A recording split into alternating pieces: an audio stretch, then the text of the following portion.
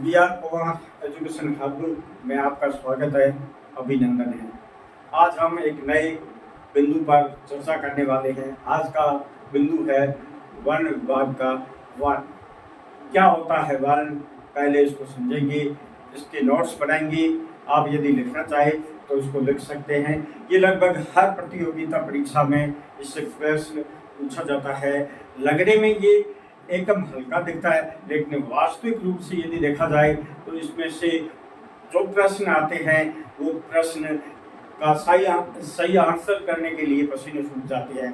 आइए गहराई से, बहुत ही गहराई से इसका अपन अध्ययन करेंगे। क्या है वर्ण, कितने प्रकार के होते हैं और इनकी भेद है, उन भेदों को उदाहरण सहित देखेंगे, ताकि कोई भी प्रश्न यदि वर्ण से संबंधित आता है किसी भी प्रतियोगिता परीक्षा में तो हम उसको सही कर दें। तो आइए सबसे पहले हम इसकी परिभाषा को समझते हैं, लिखते हैं, पढ़ते हैं।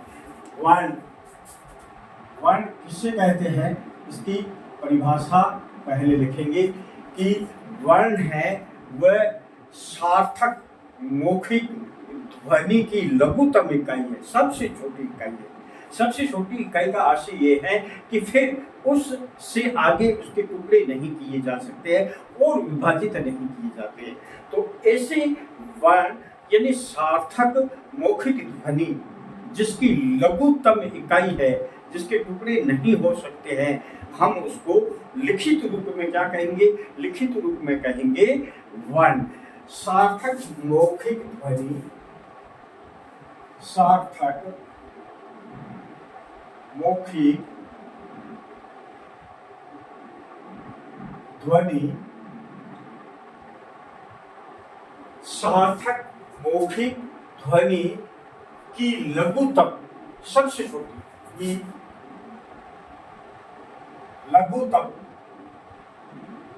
लघुतम इकाई। और इसको देखिए, यदि ध्वनि है, ध्वनि कैसी है, मौखिक है। मौखिक ध्वनि जो सार्थक है, जिसका अर्थ निकलता है, तो ऐसी सार्थक मौखिक ध्वनि उसकी लघुतम इकाई। लघुतम इकाई के बाद में अपन उसको कोष्टक में लिखेंगे, जिसके टुकड़े नहीं किए जा सकते, टुकड़े नहीं किए जा सके। कोष्टक को बंद कर दो। सार्थक मौखिक ध्वनि की लघुतम इकाई जिसके टुकड़े नहीं किए जा सकते हैं, टुकड़े नहीं किए जाते हैं या नहीं किए जा सकते हैं। अब इस तरह की जो लिखित रूप है, उस लिखित रूप को इकाई के लिखित रूप को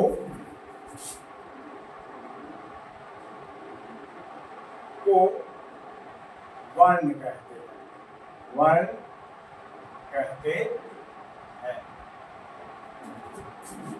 इस पे क्या चीज है, नंबर 1 ध्वनि, आवाज, जिसका जब हम उच्चारण करते हैं ध्वनि होती है, वो ध्वनि सार्थक होनी चाहिए, ध्वनि सार्थक होनी चाहिए। अब उस सार्थक ध्वनि की सबसे छोटी इकाई, लघुतम इकाई, फिर उसको और छोटा रूप प्रदान नहीं कर सकते हैं। सबसे लघुतम जो इकाई है, जिसके आगे टुकड़े नहीं किए जाते हैं और विभाजित नहीं हो सकता है, तो ऐसी इकाई के जो लिखित रूप है, इस लिखित रूप को हम वर्ण कहते हैं। ये वर्ण की परिभाषा है। अब वर्ण को समझने के बाद में एक शब्द और आता है वर्ण के साथ में माला, वर्णमाला। यदि वर्णों की माला, जैसे माला होते हैं उसमें मनके होते हैं, पिरोए जाते हैं, और जब मनके को एक साथ एक डोरी में पिरो करके और गांठ लगा दी जाती है तो वो माला बन जाती है। वैसे ये लघुतम जो वर्ण है, इन वर्णों को एक व्यवस्थित क्रम में जब अपन इसको लगाते हैं, व्यवस्थित क्रम में इसको सजाते हैं, लिखते हैं, पढ़ते हैं, तो वो वर्णमाला हो जाएगी। इसकी परिभाषा क्या होगी कि वर्णों का व्यवस्थित क्रम है वो वर्णमाला कहलाता है। वर्णों का व्यवस्थित क्रम जो होता है, व्यवस्थित क्रम वर्णमाला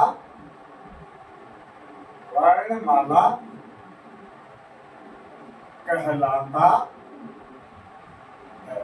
जो अपन के वर्ण हैं, उस वर्ण का व्यवस्थित रूप होता है, उसको वर्णमाला कहते हैं। जो वर्ण है जिसका पहला स्थान है, उसके बाद में कौन सा वर्ण आएगा, इस तरीके से सभी वर्ण क्रम में जब सजाए जाते हैं, क्रम में जब पढ़े जाते हैं, क्रम में जब लिखे जाते हैं, तो ऐसे व्यवस्थित क्रम को हम क्या कहेंगे, वर्णमाला कहेंगे। अभी तक हमने दो शब्दों का अध्ययन किया है। पहला है वर्ण एक ध्वनि होती है जो सार्थक होती है, मौखिक होती है। जब इस ध्वनि की जो लघुतम इकाई है, सबसे छोटी जो इकाई है, उससे आगे उसके टुकड़े नहीं किए जा सकते हैं, ऐसी लघुतम इकाई जिसके आगे टुकड़े नहीं किए जाते हैं, उसका जो लिखित रूप है, उस लिखित रूप को वर्ण कहते हैं। इन वर्णों को, इन सारे लिखित वर्णों को जब हम एक क्रम में, व्यवस्थित क्रम में लगाते हैं, तब ये क्या हो जाता है, वर्णमाला कहलाता है। व्यवस्थित क्रम में वर्णमाला कहलाता। वर्णों को जब व्यवस्थित क्रम में लिखते हैं तो वो वर्णमाला कहलाता है। अब आगे देखते हैं, एक और अक्षर देख लेते हैं। यह अक्षर क्या होता है, अक्षर, इसके बारे में अध्ययन करते हैं। वर्ण देख लिया, वर्णमाला, अब अक्षर क्या होता है। अक्षर जब कोई व्यंजन होता है, उस व्यंजन के साथ में जब स्वर आ जाता है, तो स्वर आने के बाद में, स्वर मिलने के बाद में जो युग्म रूप होता है वो अक्षर कहलाता है।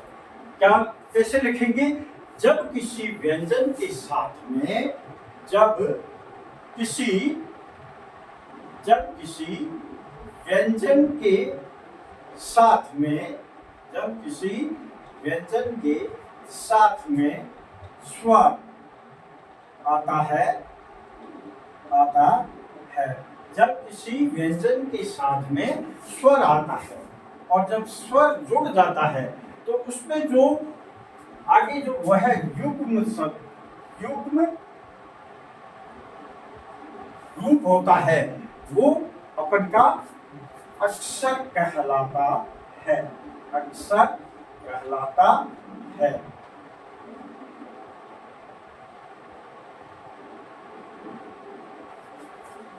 जैसे ये एक व्यंजन है, प्लस ए को जोड़ दो, ये इसका क बन गया, तो ये युग्म क है, ये आपका क्या हो गया, अक्षर हो गया। जब किसी व्यंजन में स्वर जुड़ जाता है तो वो हो जाता है अक्षर। वर्ण है, ये वर्ण हो गया, इससे ज्यादा इसका टुकड़ा नहीं है। हम क का तो टुकड़ा कर सकते हैं, कैसे होगा, हलंत प्लस स्वर को अलग कर दो। ये लघुतम इकाई नहीं है, लघुतम इकाई का हलंत वाला जिसमें स्वर नहीं होता है। अब ये लघुतम इकाई है, इसका और ज्यादा अपन टुकड़ा नहीं कर सकते हैं।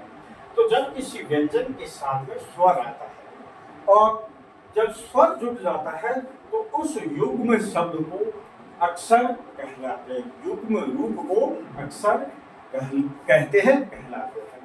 तो यहाँ अपन ने एक शब्द पढ़ा, स्वर। तो आज हम स्वर के बारे में विस्तार से पढ़ेंगे। क्या होता है स्वर, पहले ये देखते हैं स्वर किसे कहते हैं, इसका क्या महत्व होता है। स्वर के बिना व्यंजन की कोई अस्तित्व नहीं होता है। स्वर में इतनी ताकत होती है कि सारे जो स्वर है वो स्वतंत्र रूप से बोले जाते हैं। पहली विशेषता, स्वर क्या होते हैं, स्वर स्वतंत्र रूप से बोले जाते हैं। पहली बात लिख दो, स्वतंत्र रूप से बोले जाते है। जब हम इसका स्वर का उच्चारण करते हैं तो किसी की सहायता की जरूरत नहीं होती है, ये स्वतंत्र रूप होते हैं। और स्वतंत्र रूप जब बोले जाते हैं तो इस प्रकार के जो वर्ण होते हैं, ऐसे जो वर्ण होते हैं, उन वर्णों को हम स्वर कहते हैं, स्वर कहते हैं। क्या हो गया कि जो स्वतंत्र रूप से बोले जाते हैं, जो स्वतंत्र रूप से बोले जाते हैं, ऐसे बोले जाने वाले सारे वर्णों को हम स्वर कहते हैं। यानी जब भी हम स्वर का उच्चारण करेंगे, किसी व्यंजन या किसी की आवश्यकता नहीं होती है, स्वर स्वतंत्र होते हैं, इसका जो उच्चारण है करने में किसी की आवश्यकता नहीं होती है। जब परिभाषा का पूछे तो हमें लिखना है स्वतंत्र रूप से बोले जाने वाले वर्णों को स्वर कहते हैं। स्वतंत्र रूप से जो शब्द, जो वर्ण बोले जाते हैं उसे स्वर कहते हैं।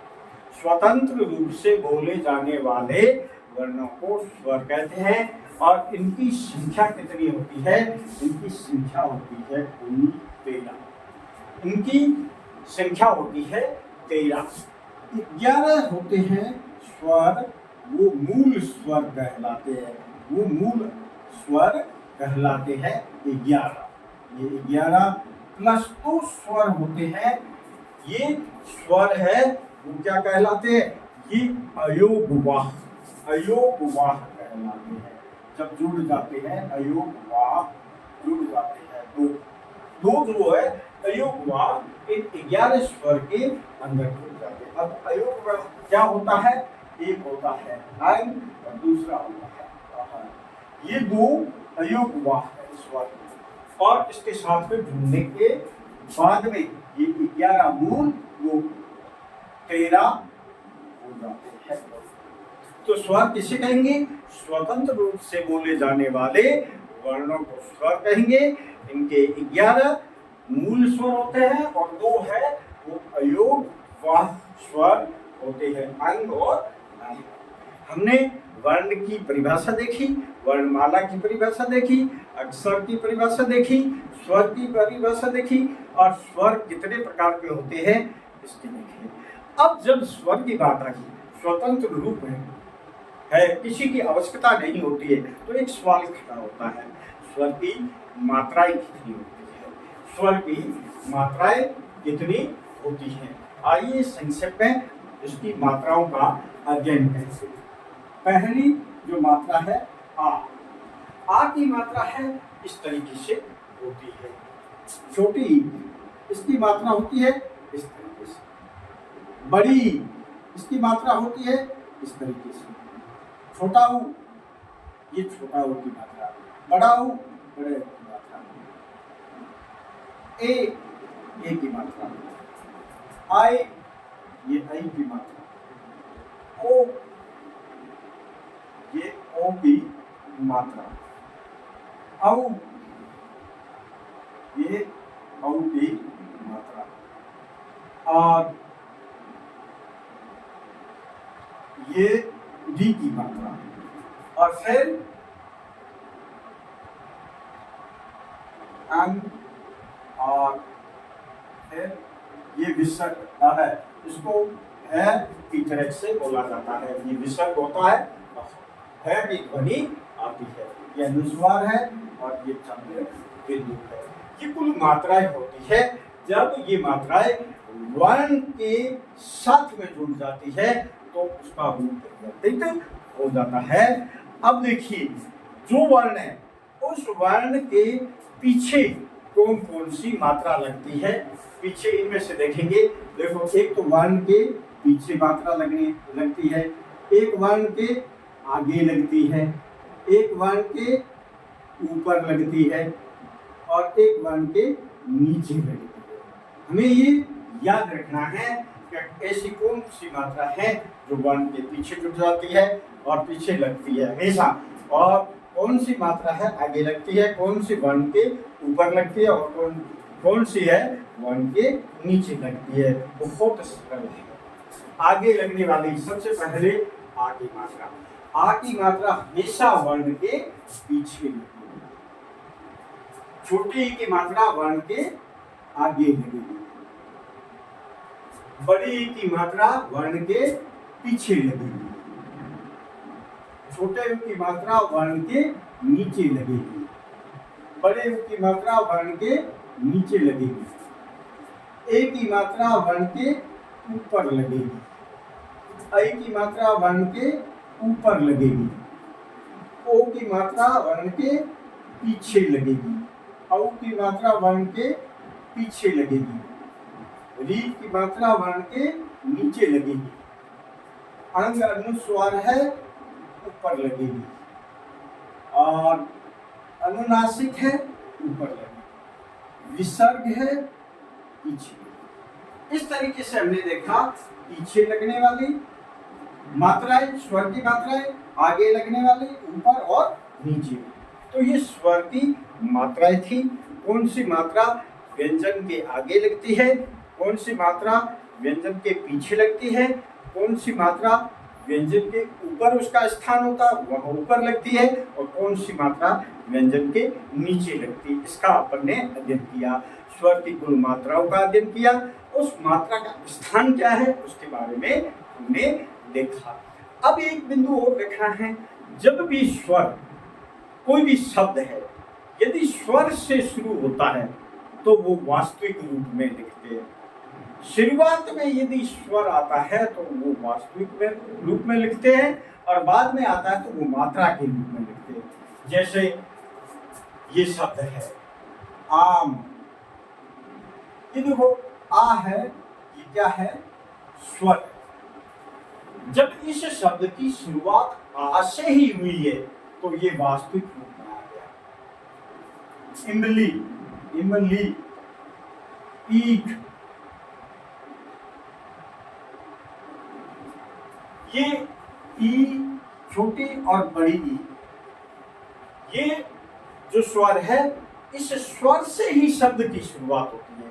जब किसी भी स्वर की शुरुआत यदि शब्द में होती है तो वो अपने मूल स्वर में लिखा जाता है, वास्तविक रूप में लिखा जाता है। और जब शुरुआत नहीं होती है, शुरुआत के बाद में होती है, तो वो मात्रा के रूप में प्रयोग में किया जाता है। तो इस तरीके से हमने वर्ण की परिभाषा, वर्णमाला की परिभाषा, अक्षर की परिभाषा, स्वर की परिभाषा, स्वर कितने होते हैं, मूल स्वर कितने होते हैं, अयोगवाह क्या है, अयोगवाह में स्वर कौन से आते हैं, और इन स्वरों की मात्रा कितनी है, और कौन सी मात्रा का स्थान व्यंजन के साथ कैसे है, कौन सी मात्राएं व्यंजन के आगे लगती है, कौन सी मात्राएं व्यंजन के पीछे लगती है, कौन सी मात्राएं व्यंजन के ऊपर लगती है, कौन सी मात्राएं व्यंजन के नीचे लगती है। इतनी वस्तुओं, इतने बिंदुओं के बारे में अपन ने अध्ययन किया। अब आगे बढ़ेंगे हम स्वर, उसके भेद, उसके प्रकार, स्वरों का वर्गीकरण। आइए देखते हैं स्वरों का प्रकार, भेद और वर्गीकरण है वो किस प्रकार, कितने इसके प्रकार है, और उस प्रकार में किस प्रकार से व्यंजन है, स्वर है, उनका स्थान होता है। ये स्वरों का भेद, स्वरों के भेद या प्रकार या स्वरों का वर्गीकरण। चलो देखते हैं। पहला प्रकार स्वरों का पहला प्रकार है वो हम उत्पत्ति के आधार पर मान सकते हैं। आइए देखते हैं उत्पत्ति के आधार पर स्वर है, उनका भेद है, प्रकार है, कैसे होता है और कितने होते हैं। तो आइए पहले जो होता है ये आप समझिए, उत्पत्ति के आधार पर स्वर के भेद, स्वर के भेद या स्वर के प्रकार या स्वरों का वर्गीकरण। पहला प्रकार है उत्पत्ति के आधार पर। उत्पत्ति के आधार पर पहला जो प्रकार है वो है पहला ए, ये होता है आपका मूल स्वर। पहला है मूल स्वर। मूल स्वर कुल 4 होते हैं। मूल स्वर है कुल 4 होते हैं। कौन कौन से होते हैं? पहला होता है दूसरा होता है छोटी, तीसरा होता है छोटा ऊ, और चौथा होता है री, जिससे वाला। ये जो 4 स्वर है, ये 4 स्वर आपके मूल स्वर है। मूल स्वर है। ये पहला उत्पत्ति के आधार पर पहला प्रकार है मूल स्वर। मूल स्वर में कुल 4 स्वर आते हैं, छोटी ई, छोटा ऊ और री, ऋषि वाला। अब इसी का उत्पत्ति के आधार पर दूसरा जो भेद होता है, दूसरा जो भेद होता है वो संधि स्वर। संधि स्वर ये है आपका मूल स्वर, जिसमें ये 4 स्वर आते हैं। दूसरा है संधि स्वर। अब संधि स्वर के भी 2 रूप होते हैं। संधि स्वर का पहला रूप है वो क्या है? दीर्घ यानी बड़ा, दीर्घ संधि स्वर। दीर्घ संधि स्वर ये संधि स्वर का पहला रूप। और दूसरा है संयुक्त संधि स्वर। दूसरा इसका रूप है वो है संयुक्त संधि स्वर। देखिए दोबारा, पहला मूल स्वर है, इसमें 4 है, ए, छोटे ई, छोटा ऊ और रीस, ये 4 मूल स्वर है। और दूसरा जो इसका उत्पत्ति के आधार पर भेद है वो संधि स्वर है। और संधि स्वर जिसके मेल से बनता है, स्वर बनते हैं, तो इसके 2 प्रकार है। एक तो है दीर्घ संधि स्वर, दूसरा है संयुक्त। दीर्घ और संयुक्त। अब दीर्घ क्या होता है और संयुक्त क्या होता है? दीर्घ के अंदर आप देखिए सजातीय स्वर, इनका मेल होता है। सजातीय स्वरों का मेल होता है। और इसमें होता है विजातीय स्वरों का मेल। दोनों जो प्रकार है उसकी मेन विशेषता, मुख्य जो विशेषता है वो ये है कि दीर्घ संधि स्वर है। दीर्घ संधि स्वर है, उसमें सजातीय, एक ही किस्म के सजातीय स्वर है, उसका मेल होता है। और संयुक्त संधि में क्या होता है? विजातीय स्वर का मेल होता है। आइए अब देखते हैं कि दीर्घ स्वर में कुल कितने हैं और संयुक्त में कुल कितने हैं। पहले पढ़ते हैं दीर्घ स्वर। इसमें कुल कितने? 3 स्वर आते हैं। अब देखते हैं 3 कौन कौन से हैं और कैसे बनते हैं। वो सजातीय है या विजातीय है, उसका रूप कैसे परिवर्तित होता है। तो पहला तो आप देख लो ए प्लस ए, और ए प्लस ए। जब ए प्लस ए ये सजातीय है, ए पहला और दूसरा, 2 स्वर दोनों एक जैसे सजातीय है। जब इस तरीके से स्वरों का मेल होता है तो वो दीर्घ संधि स्वर कहलाते हैं। ये बन जाता है दीर्घ बन गया। क्या बन गया? दीर्घ बन गया। ये जो स्वर है सजातीय है, जब इसका मेल होता है सजातीय 2 स्वरों का जब मेल होता है तो उसका रूप परिवर्तित होकर के दीर्घ बन जाता है। तो ये पहला हो गया। अब दूसरा देखिए, ई प्लस ई, ये दोनों ही सजातीय है। दोनों ही जो स्वर है सजातीय है। जब सजातीय दो स्वर इनका आपस में मिलान होता है, मेल होता है, तो इसका दीर्घ रूप आ जाता है ई, बड़ा ई बन जाता है। इस तरीके से तीसरा है ऊ प्लस ऊ।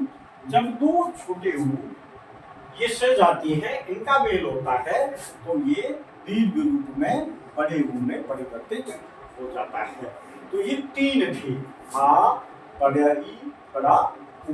ये तीन जो स्वर है ये आपके दीर्घ संधि स्वर है, जिसमें दो स्वर सजातीय होते हैं और उसका जब मेल होता है तो वो दीर्घ रूप में परिवर्तित हो जाते हैं। इनकी संख्या 3 है, जिसका हमने अध्ययन किया।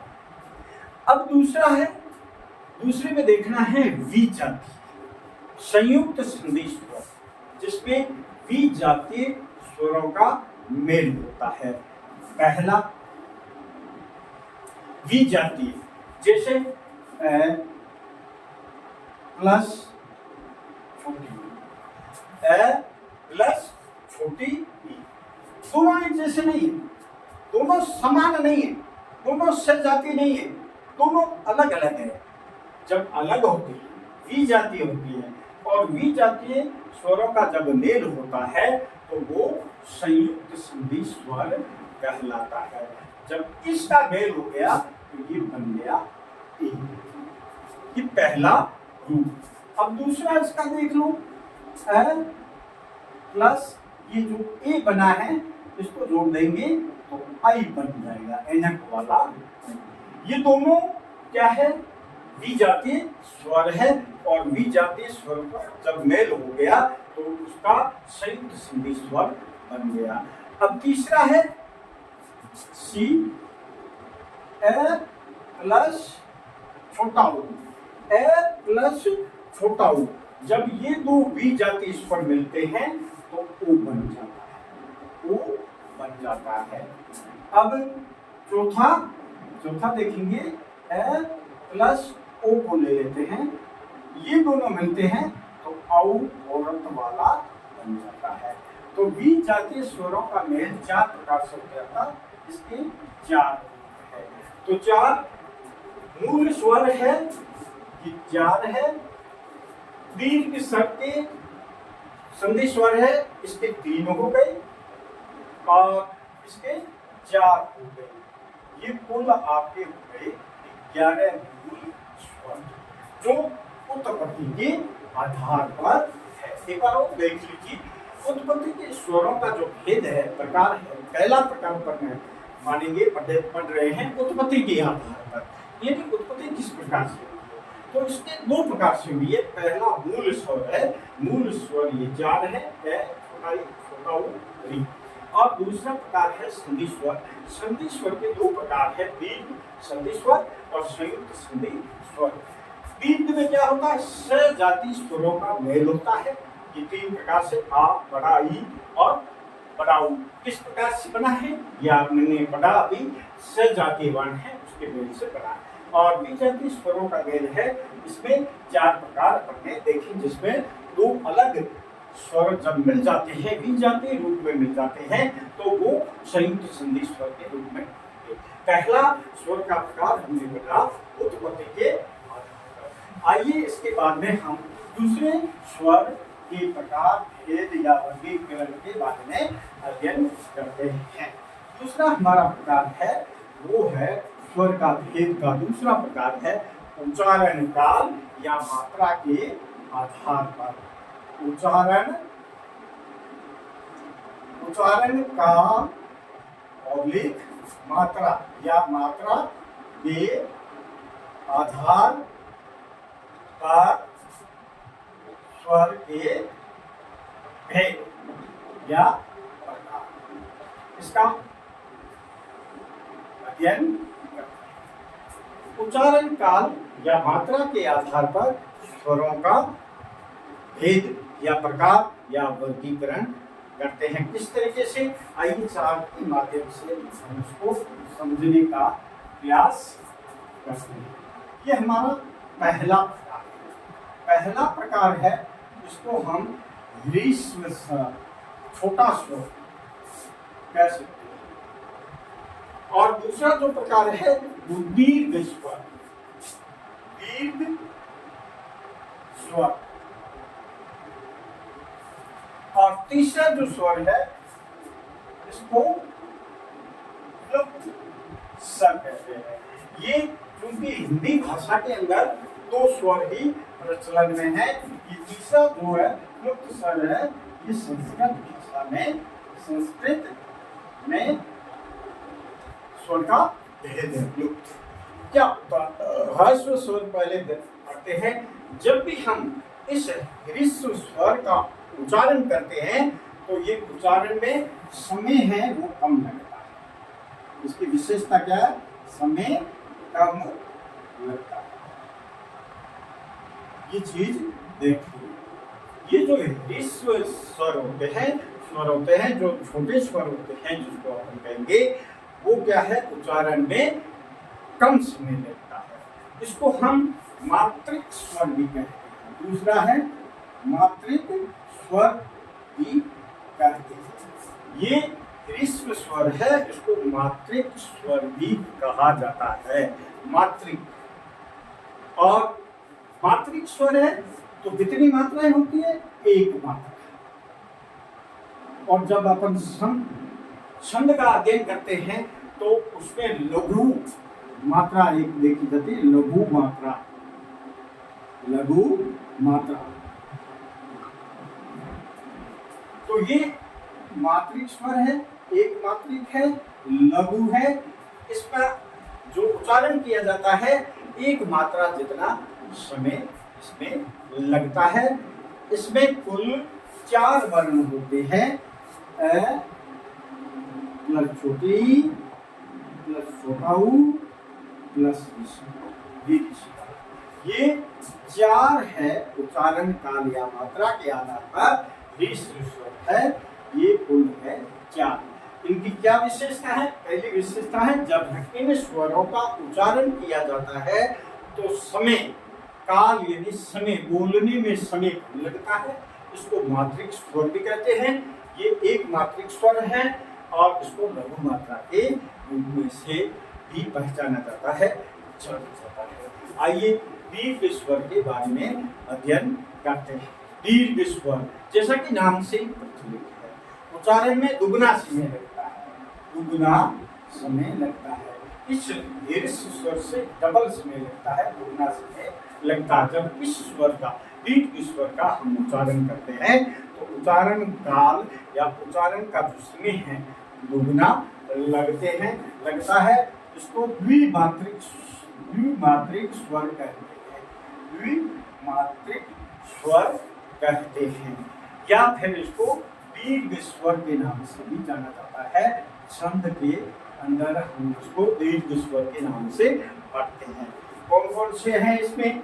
बड़े स्वर है। इनके अलावा जो बड़े स्वर है, जैसे आ बड़ा हो गया, बड़ी ई बड़ा हो गया, ए इसमें आ गया, आ दीर्घ में आ गया, छोटी ई सी इसमें आ गया, बड़ी ई इसमें आ गया, छोटा ऊ इसमें आ गया और बड़ा ऊ दीर्घ इसमें आ गया। फिर ए आई ओ और औ और ये सारे द्विमात्रिक छंद के आधार पर आते हैं। 1 2 3 4 5 6 7 कुल 7 है स्वर दीर्घ स्वर कहलाते हैं। 4 है वो ह्रस्व स्वर, छोटे स्वर कहलाते हैं। हमने ह्रस्व स्वर और दीर्घ स्वर के बारे में पढ़ा। ये कुल 11 स्वर होते हैं। दीर्घ स्वर है 7 होते हैं और ये 4। अब आइए लुप्त स्वर, ये संस्कृत में चूंकि हिंदी भाषा में नहीं है फिर भी इसका अध्ययन कर लो। इसका प्रयोग कब होता है? जब संबोधन किया जाता है, पुकारा जाता है, संबोधन या पुकारा जाता है, तब इसका प्रयोग होता है। जैसे हे राम, हे राम,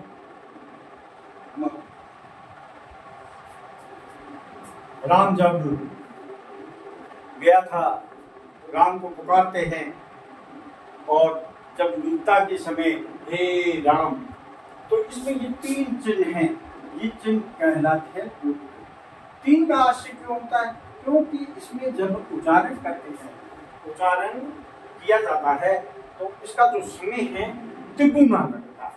इसमें जितना समय लगता है उससे दुगुना समय है दीर्घ में लगा जाता है, दीर्घ स्वर पे उच्चारण में, और लुप्त स्वर का उच्चारण जब करते हैं तो 3 गुना इसका लगा जाता है। किसी का भी नाम का संबोधन किया जाता है, पुकारा जाता है, तब ये बोला जाता है। तो इस उच्चारण काल के आधार पर या मात्रा के आधार पर हमारे 3 प्रकार थे। पहला प्रकार था ह्रस्व स्वर, दूसरा प्रकार था दीर्घ स्वर, और तीसरा प्रकार है लुप्त स्वर।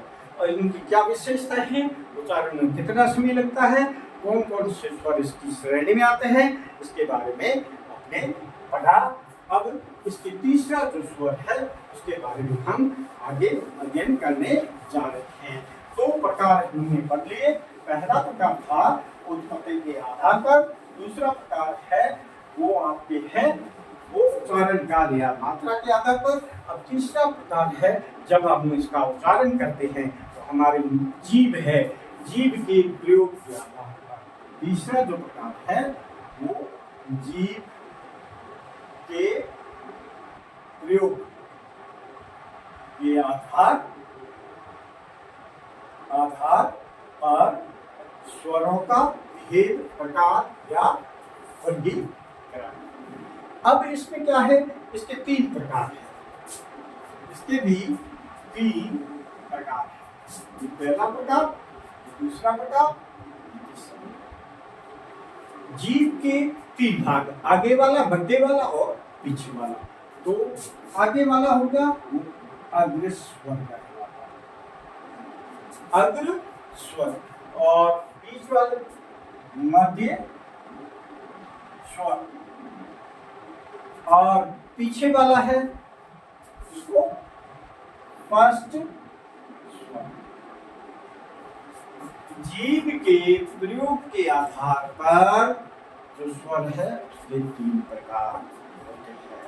पहला प्रकार अग्र स्वर, दूसरा प्रकार मध्य स्वर, तीसरा प्रकार पश्च स्वर। अब देखते हैं इसमें कौन कौन से स्वर आते हैं, उसकी क्या विशेषता। अग्र स्वर,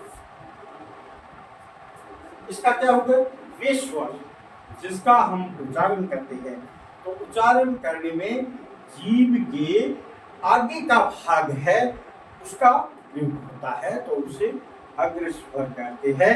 जैसे इसमें बोलते हैं छोटी बड़ी, ई ई ई ई।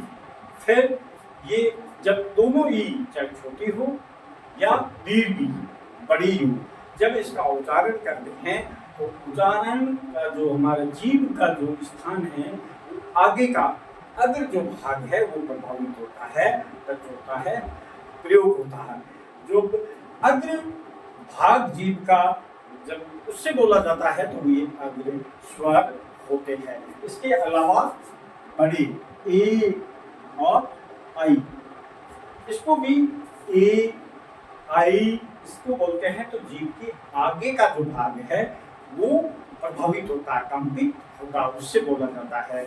और एक री ऋषि वाला, ये जो स्वर है छोटी बड़ी ए आई री ऋषि वाला, इन वर्णों का, इन स्वरों का जब हम उच्चारण करेंगे तो हमारी जो जीभ है उसका अग्र भाग है वो काम करेगा। जब अग्र भाग, जीभ का अग्र भाग काम करता है जिन उच्चारण में, जिन वर्णों को, स्वर को बोलने में, वो अग्र स्वर कहते हैं। जैसे ये जीभ है, अब जीभ का ये आगे का भाग, इन आगे के भाग से ये सारे जो स्वर है बोले जाते हैं, इसलिए इसको अग्र स्वर कहा जाता है। कौन कौन से हैं, छोटी ए से वाला। अब मध्य जो स्वर है उसका अपन अध्ययन करेंगे। मध्य स्वर, ये जीभ है जो बीच से बोली जाती है, तो आगे से जीभ का आगे का हिस्सा भी काम नहीं करेगा, कंपित नहीं होगा, और न पीछे का। बीच का हिस्सा जब काम करता है तो वो मध्य स्वर कहलाता है। इसमें केवल एक ऐसा ही है स्वर जो जीभ के मध्य भाग से बोला जाता है। जब जीभ का अ का उच्चारण करते हैं तो जीभ का जो मध्य भाग है वो बाकी का काम करने लगता है। अब पीछे वाला पश्चिमी जब अपन उच्चारण करते हैं स्वरों का तो जीभ के पीछे का जो भाग होता है वो कौन सा होता है? एक तो ज्यादा कंपन जीभ का पीछे वाला हिस्सा कार्य करता है। छोटा ऊ बड़ा ऊ, छोटा ऊ बड़ा ऊ, ठीक है।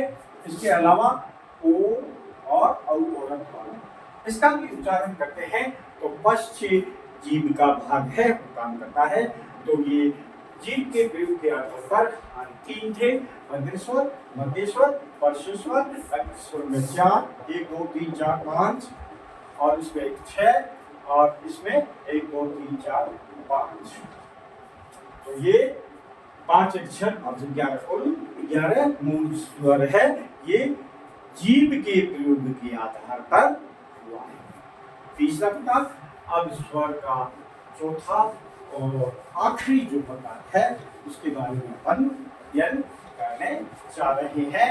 चौथा प्रकार कौन सा है उसका नाम पहले देखते हैं। जो होठ होते हैं, ओष्ठ होते हैं, ओष्ठ, ओष्ठ या होठों, ये जो होठ होते हैं या ओष्ठ होती है इसके प्रयोग की स्थिति, इसकी जो स्थिति होती है, स्थिति के आधार पर स्वर के प्रकार या ओष्ठ होठों के प्रयोग के आधार पर जब इसका उच्चारण करते हैं तो हमारे होठों की स्थिति कैसी होती है, होठों की स्थिति कैसी होती है उसके अनुसार। तो पहला है उसमें आवृत मुखी, आवृत मुखी। जब भी हम स्वरों का उच्चारण करते हैं और जिन स्वरों का उच्चारण करते हैं तो हमारे जो होठ है वो गोलाकार नहीं होते हैं, गोलाकार यानी गोल नहीं होते, गोलाकार नहीं होते हैं। तो ये आवृत मुखी स्वर कहलाता है। आवृत मुखी स्वर क्या होता है? जिन स्वरों का हम जब उच्चारण करते हैं तो उच्चारण करते वक्त हमारे जो ओष्ठ है, हमारे जो होठ है वो गोल नहीं होते हैं, गोलाकार नहीं होते हैं। तो वो आवृत मुखी यानी स्वर कहलाते हैं। क्या क्या आते हैं इसमें? आता है इसको देखिए आवृत, मेरा अब मैं उच्चारण कर रहा हूं, आप देखिए क्या मेरे होठ गोल होते हैं या नहीं? आ आ आ आ नहीं होते। इसमें छोटी ई ई ई ई चार शब्द अपने देखे, छोटी बड़ी, इसका उच्चारण किया। होठ है, ओष्ठ है, गोलाकार स्थिति में नहीं हुए। जब गोलाकार स्थिति में नहीं होते हैं तो इस प्रकार के जो स्वर होते हैं उसको आवृत मुखी स्वर कहा जाता है। आवृत मुखी स्वर में उच्चारण जब करते हैं तो हमारे होठ है, हमारे ओष्ठ है, कभी भी गोल नहीं होते हैं, गोलाकार नहीं होते हैं, कभी भी नहीं होते हैं। ठीक है, छोटी बड़ी। अब इसके अलावा और भी ये ऋषि वाला है, ए और आई, ए और आई। इनका जब अपन प्रयोग करते हैं तब क्या होता है? हमारे होठ है कभी भी गोल नहीं होते हैं। कौन कौन से? आ, छोटी बड़ी, ऋषि वाला, ए आई। गिनती करिए, ये कुल 7 होनी चाहिए। 1 2 3 4 5 6 7। ये 7 स्वर ऐसे हैं जिनका हम उच्चारण करते हैं तो हमारे ओष्ठ, हमारे होठ गोल नहीं होते हैं। जब गोल नहीं होते हैं तो ये आवृत मुखी होता है, आवृत मुखी। तो ओष्ठ यानी होठों की स्थिति के आधार पर पहला जो प्रकार है वो आवृत मुखी स्वर है।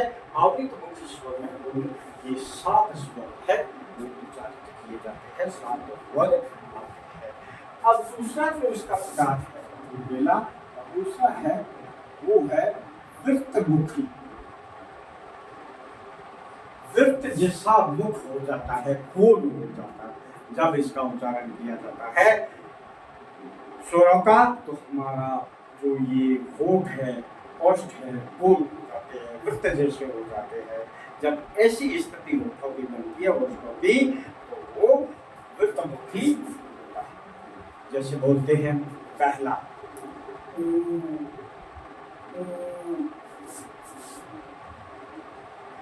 दोनों ही छोटा हो और बड़ा ओ ओ औ ओ औ ओ औ। जब इन 4 स्वरों का उच्चारण किया जाता है तो उच्चारण करते वक्त हमारे जो ओष्ठ होते हैं, ओठ होते हैं, इसकी स्थिति क्या होती है? गोल होती है, गोलाकार होती है। और जब गोलाकार होती है, वृत्त जैसी होती है, तो ये वृत्तमुखी स्वर कहलाया जाता है। अब देखिए ये स्वर अपन ने देख लिए, इनके 4 प्रकार देख लिए। अब स्वरों का उच्चारण स्थान अंतिम में देखेंगे। ये स्वर है जो इन स्वरों का उच्चारण स्थल है वो कहाँ है, कैसे बोला जाता और उच्चारण स्थल कहाँ है, तो इसको हम चार्ट से समझ सकते हैं। यहाँ पर लिखेंगे वर्ण, वर्ण, और यहाँ जो वर्ण होगा उस वर्ण का उच्चारण स्थल, उच्चारण स्थल। उस वर्ण को किस स्थान से, मुंह के किस स्थान से बोला जाता है, जो हमारा कंठ है, स्वर तंत्र है, यहाँ से लेकर के मुंह से होकर के ओष्ठ तक और दांत तक, मसूड़ों तक, ये सब अंदरूनी जो अंग है जिससे फेफड़ों से उच्चारण करते हैं, तो फेफड़ों से हवा निकल करके कंपित होती है, टकराने लगती है, तो जिस अंग को प्रभावित करती है वो अंग, वो स्थान, वो स्थल हमारा उच्चारण स्थल कहलाता है। हर एक का अलग अलग होगा। तो यहाँ हम वर्ण लिखेंगे, यहाँ उन वर्णों को, वर्णों का उच्चारण स्थल है वो क्या होगा और उसका वर्ग कौन सा है। ये 3 चीजें हैं, पक्की याद करनी है अच्छी तरह से सभी स्वरों की। आइए पहली चीज देखते हैं। पहले हम चर्चा करेंगे अ और आ, अ और आ, ये 2 स्वर। इन 2 स्वरों जो वर्ण है इसको स्वर कहते हैं। स्वर की चर्चा कर रहे हैं, स्वरों का उच्चारण स्थल क्या है। तो पहले जो 2 स्वर है अ और आ, इसका उच्चारण करें।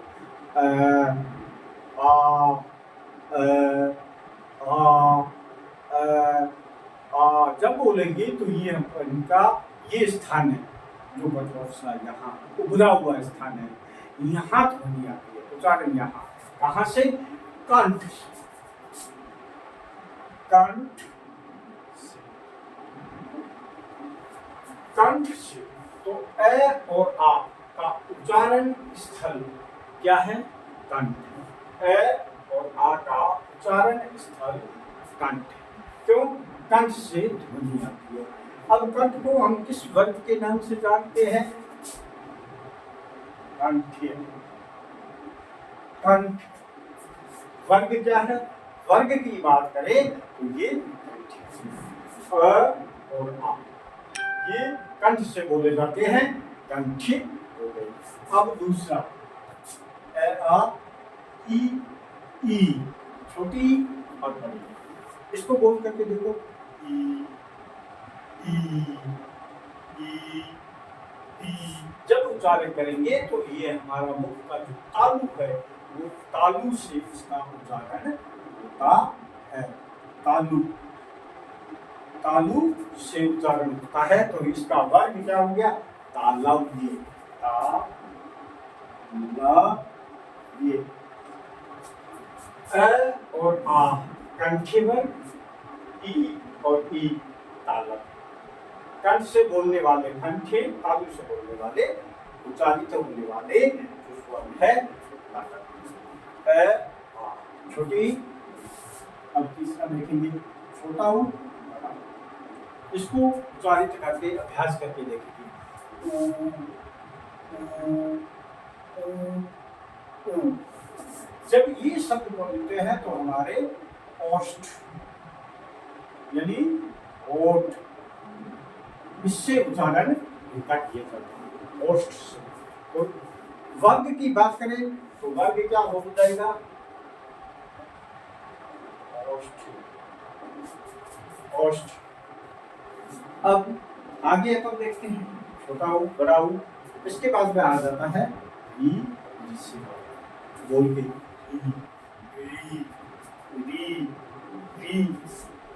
ये मूर्धा से बोला जाता है। मूर्धा से बोलने से मूर्धन्य होता है। इसका वर्ग होता है मूर्धन्य। मूर्धा से उच्चारित होने वाले एक वर्ण वाला है। इसका उच्चारण स्थल है मूर्धन्य। अब ए और दो अलग एक ई बोला जाता है, ये कंठ से बोला जाता है। आई बोला जाता है कंठ के बाद में तालु से।